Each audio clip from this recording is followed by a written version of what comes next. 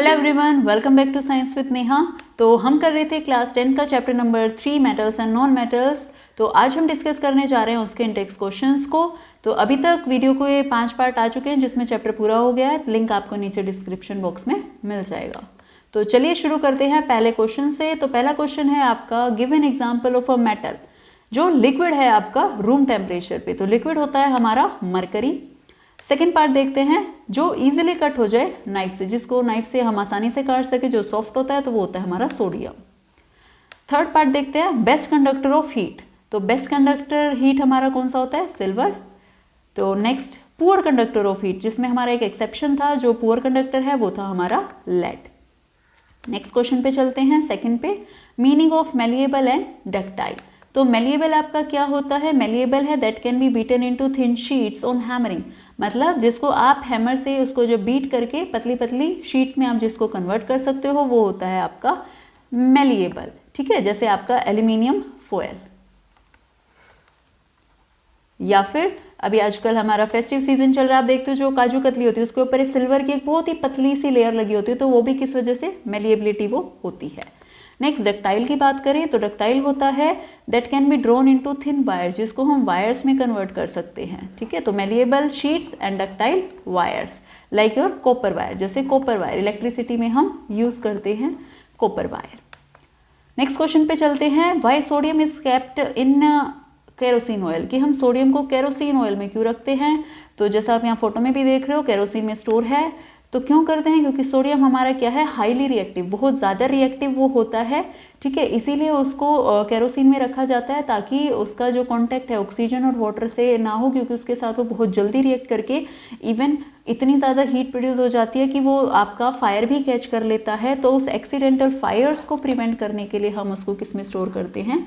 Kerosene oil में हम उसको स्टोर करते हैं। तो ये रीज़न है आपका केरोसिन ऑयल का। नेक्स्ट क्वेश्चन पे चलते हैं।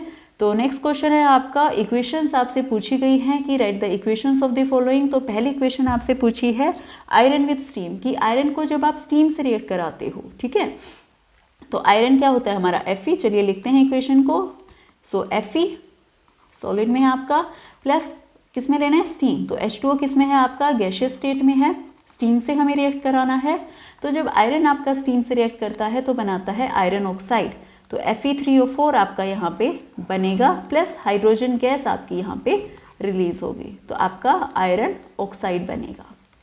सेकंड में चलते हैं, सेकंड पार्ट क्या पूछा है? कैल्शियम की रिएक्शन वाटर के साथ। तो जब कैल्शियम को हम रिएक्ट कराते हैं, यानी कि कैल्शियम जब आपका रिएक्ट करता है वाटर के साथ, तो आपका क्या बनेगा? जब हमने पढ़ा है मेटल वाटर के साथ रिएक्ट करके क्या बनाते हैं? ऑक्साइड, और फिर फर्दर किस में चले जाते हैं? हाइड्रोक्साइड्स में। तो कैल्शियम क्या बनेगा? कैल्शियम हाइड्रोक्साइड, प्लस आपका H2 गैस यहाँ पे भी।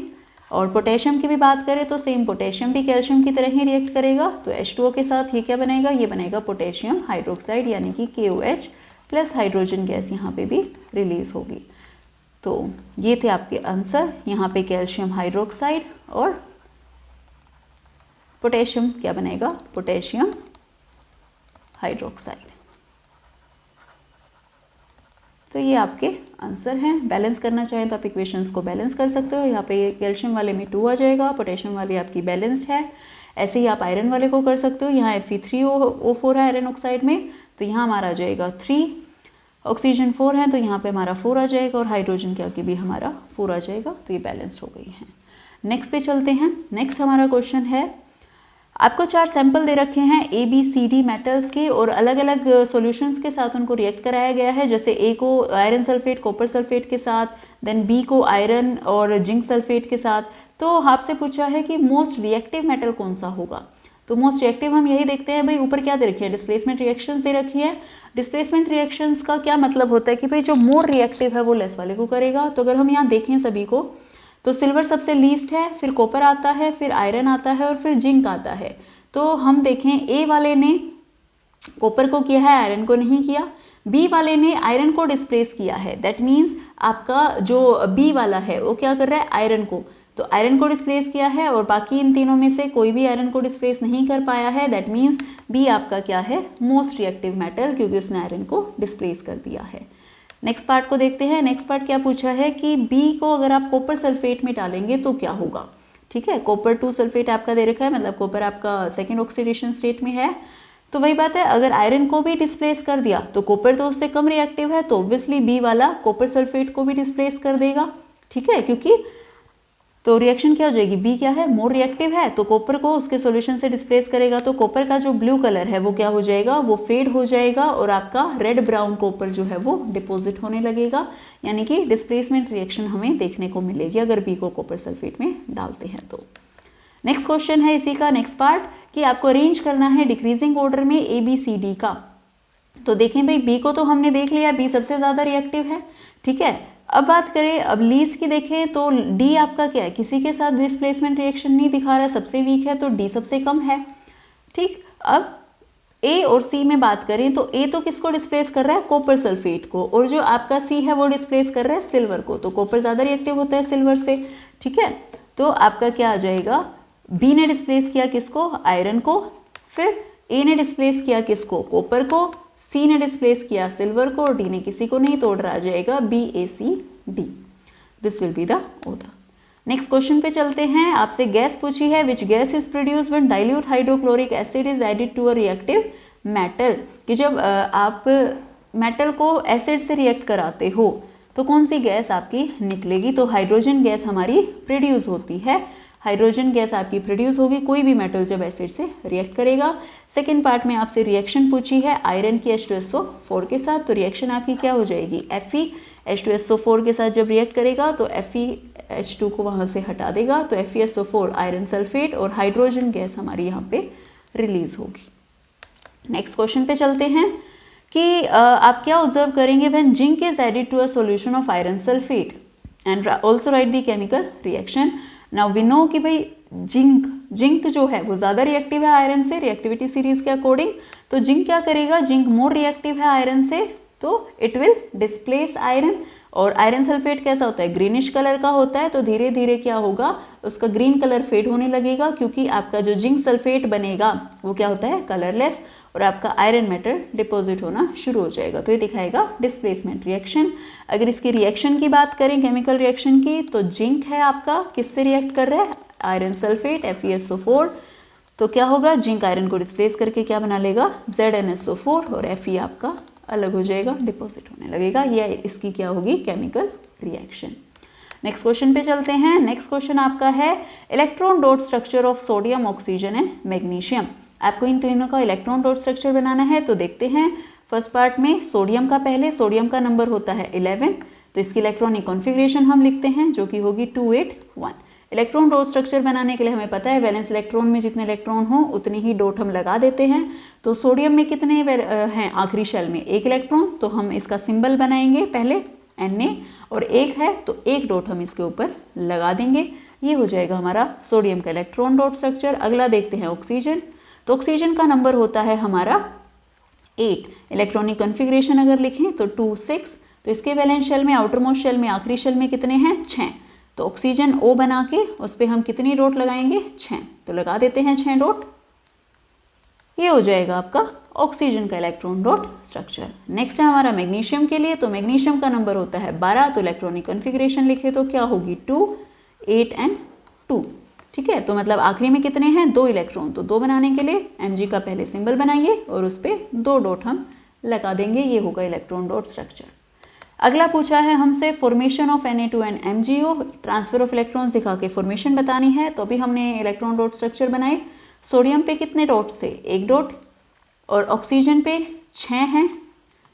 ठीक है, तो सोडियम के पास 1 एक्स्ट्रा है, ऑक्सीजन को 2 चाहिए, तो ये सोडियम अपना 1 इलेक्ट्रॉन किसको देगा, ऑक्सीजन को दे देगा। एक से तो काम चलेगा नहीं, तो दूसरा सोडियम अपना जो दूसरा इलेक्ट्रॉन है वो ऑक्सीजन को दे देगा। ठीक है, तो वो ऑक्सीजन को दे रहे हैं, तो अब क्या आ गया, ऑक्सीजन के पास दोनों इलेक्ट्रॉन आ गए हैं, तो ये क्या बन जाएगा, Na2O, क्योंकि दोनों सोडियम ने 1 ऑक्सीजन को दिए हैं, इस पे पॉजिटिव, इस पे 2 नेगेटिव। तो ये था आपका किसका, Na2O का आपका। अब बात कर लेते हैं मैग्नीशियम की। तो मैग्नीशियम के लिए आपका क्या होगा, मैग्नीशियम का भी इलेक्ट्रॉन डॉट स्ट्रक्चर अभी हमने बनाया था, तो मैग्नीशियम का बनाया था, दोबारा बना लेते हैं अब इसका फॉर्मेशन। तो Mg के पास कितने थे, 2 इलेक्ट्रॉन्स थे, 2 इलेक्ट्रॉन थे, और ऑक्सीजन के पास लास्ट में कितने थे, 6। तो अब 6 थे, इसको 2 चाहिए और मैग्नीशियम के पास 2 ही हैं, तो ये अपने दोनों इलेक्ट्रॉन्स क्या करेगा, ऑक्सीजन को ट्रांसफ़र कर देगा और आपका क्या बन जाएगा, MgO। Mg 2 पॉजिटिव 2 नेगेटिव, मतलब क्या बन गया, MgO आपका यहाँ पे बन जाएगा। तो ये थी इनकी फॉर्मेशन। नेक्स्ट आपसे पूछा है ions present in the compounds, कि भाई आपके कौन से आयंस प्रेजेंट है कंपाउंड्स के अंदर। तो आयंस की बात करें Na2O में, तो कौन से आयंस हैं, चार्ज स्पीसीज, तो Na पॉजिटिव और O2 नेगेटिव। और MgO में कौन से हैं आपके, Mg2 positive and O2 2 negative. Next question पे चलते हैं। नेक्स्ट क्वेश्चन है why do ionic compounds have high melting point, कि जो आयनिक कंपाउंड्स हैं उनका हाई मेल्टिंग पॉइंट क्यों होता है, क्योंकि उनमें क्या होता है, एक पॉजिटिव और नेगेटिव आयन होता है, और उन पॉजिटिव नेगेटिव आयन में क्या होता है, there is a strong force of attraction between these positively charge ions, इसलिए एक lot of heat energy is required to break the forces of attraction. तो इन फोर्सेस ऑफ अट्रैक्शन को, जो एक स्ट्रॉन्ग फोर्स ऑफ अट्रैक्शन, उसको break करने के लिए आपको ज़्यादा हीट देनी पड़ती है, और ज़्यादा हीट देनी पड़ रही है, दैट मीन्स उनका मेल्टिंग पॉइंट क्या होगा, हाई मेल्टिंग पॉइंट होगा। तो चलते हैं नेक्स्ट क्वेश्चन की तरफ। नेक्स्ट क्वेश्चन है आपका डिफाइन द फॉलोइंग टर्म्स। तो इन टर्म्स को हमें डिफाइन करना है। तो पहला है मिनरल्स। तो मिनरल्स क्या होते हैं, natural materials in which the metal और their compounds are found in earth, जो नेचुरली अर्थ के अंदर हमें मिलते हैं, जहाँ पे हमारे मेटल्स या उनके कंपाउंड्स प्रेजेंट होते हैं, उसको हम कहते हैं मिनरल्स। सेकंड है आपका ओर्स। तो ओर्स क्या होते हैं भाई, जब मिनरल्स कंसनट्रेटेड डिपॉजिट होते रहते हैं और जहाँ से हम मेटल्स को एक्सट्रैक्ट कर सकते हैं कन्वीनियंटली और प्रॉफिटेबली, मतलब हमारे लिए आसान है और उससे हमें प्रॉफिट भी मिल रहा है, तो उनको कहते हैं हम ओर्स। नेक्स्ट है आपसे पूछा है गैंग। तो गैंग क्या होता है, अब भाई आपके जब हम एब्स्ट्रैक्ट करते हैं, निकालते हैं अर्थ क्रस्ट से, तो उसके साथ साथ कुछ अनवांटेड इम्प्योरिटीज़ भी आती हैं, जैसे सैंड आ गया, रॉकी मटेरियल्स या अर्थ के पार्टिकल्स उसके साथ आ जाते हैं, तो उन इम्प्योरिटीज़ को कहा जाता है गैंग। नेक्स्ट क्वेश्चन पे चलते हैं। Two metals which are found in nature in the free state. Free state में जो होते हैं वो लीस्ट रिएक्टिव वाले होते हैं, तो वो होते हैं आपके गोल्ड एंड प्लैटिनम। तो ये आपके लीस्ट हैं, तो ये फ्री स्टेट में ही मिलते हैं। अगला क्वेश्चन देखते हैं, what chemical process is use for obtaining a metal from its oxide. तो मेटल को ऑक्साइड से बनाने के, अगर आपको मेटल ऑक्साइड से मेटल लेना है तो क्या प्रोसेस लगाएंगे हम रिडक्शन का प्रोसेस लगाएंगे। रिडक्शन प्रोसेस की हेल्प से हमें, जैसे एग्जाम्पल की बात करें, भाई जिंक ऑक्साइड है तो हम इसको कार्बन के साथ क्या करेंगे, रिएक्ट, मतलब रिड्यूस कर देंगे, तो यहाँ पे ऑक्सीजन कार्बन के पास चला जाएगा और जिंक मेटल हमारा सेपरेट हो जाएगा। तो ये मेथड एक है आपका रिडक्शन। दूसरा आपका है डिस्प्लेसमेंट। तो दूसरा हम क्या लगा सकते हैं, डिस्प्लेसमेंट मेथड लगा सकते हैं, मतलब उस ऑक्साइड का, उस मेटल ऑक्साइड को उस मेटल से ज़्यादा रिएक्टिव मेटल के साथ रिएक्ट करा के तो हम उसको डिस्प्लेस कर सकते हैं। जैसे आपकी आयरन ऑक्साइड है, एल्यूमिनियम से रिएक्ट करा है, एल्यूमिनियम ज़्यादा रिएक्टिव है तो आयरन को डिस्प्लेस कर देगा, वहाँ से हटा देगा, तो Fe आपका सेपरेट हो गया, मेटल मिल गया हमें उसके ऑक्साइड से, और Al2O3 बन जाएगा। ये एक पॉपुलर रिएक्शन भी है जिसको हमने थर्मिट रिएक्शन पढ़ा था। तो I hope this question is clear. चलते हैं अगले क्वेश्चन पे। तो अगला क्वेश्चन है, आपको कुछ मेटल्स की ऑक्साइड्स दे रखी हैं और आपसे पूछा गया है कि इन मेटल्स के साथ ये डिस्प्लेसमेंट रिएक्शन दिखाएंगे या नहीं। तो हमें पता है डिस्प्लेसमेंट रिएक्शन कौन दिखाते हैं, ज़्यादा रिएक्टिव वाला अपने से कम वाले को डिस्प्लेस करता है। तो पहली बात करें जिंक की, तो जिंक, अगर इनका ऑर्डर देखें तो सबसे ज़्यादा रिएक्टिव है मैग्नीशियम, फिर जिंक है और फिर कॉपर है, और जिंक को करा रहे हैं तो दैट मीन्स जिंक के साथ जिंक तो होगा नहीं, डिस्प्लेसमेंट नहीं दिखाएगा, कॉपर भी नहीं दिखाएगा क्योंकि कम रिएक्टिव है, मैग्नीशियम उसको क्या कर देगा, डिस्प्लेसमेंट दिखाएगा। अगला है मैग्नीशियम ऑक्साइड। तो मैग्नीशियम तो सबसे ज़्यादा है इन तीनों में से स्ट्रॉन्ग, तो ये किसी के साथ भी डिस्प्लेसमेंट रिएक्शन नहीं दिखाएगा। थर्ड आता है कॉपर। तो कॉपर लीस्ट है, तो जिंक भी उसको डिस्प्लेस कर सकता है और मैग्नीशियम भी उसको डिस्प्लेस कर सकता है। तो आई होप ये क्लियर है आपको। तो डिस्प्लेसमेंट रिएक्शन लेस रिएक्टिव वाला, मोर रिएक्टिव वाला लेस वाले को डिस्प्लेस करेगा। चलते हैं नेक्स्ट क्वेश्चन की तरफ। Which metal do not corrode easily. जो जल्दी से कोरोड, जिस पे कोरोजन नहीं होता, तो आपके हैं गोल्ड एंड प्लैटिनम। तो ये बहुत जल्दी कोरोड नहीं होते, जैसे गोल्ड ज्वेलरी आप पहनते हो, देखते हो, इतनी जल्दी कोरोजन उन पे नहीं होता। अगला है व्हाट आर एलॉयज। एलॉयज क्या होते हैं, तो एलॉयज हमने पढ़ा था, ये क्या है, होमोजीनियस मिक्सचर। ठीक है, जब आप किसी मेटल या मेटल को, दो मेटल्स को मिक्स करते हैं या मेटल या नॉन मेटल को हम मिक्स करते हैं तो हमारा इनसे क्या बनता है, एलॉय बनता है। ठीक है। एग्जाम्पल की बात करें, ब्रोंज, हम ब्रोंज मेडल सुनते हैं, ब्रोंज, तो ब्रोंज किसका बना है? ब्रोंज एक एलोय है, हमने दो मेटल्स को मिला रखा है उसमें, किसमें? कॉपर और टिन को, तो ये होते हैं एलोयज।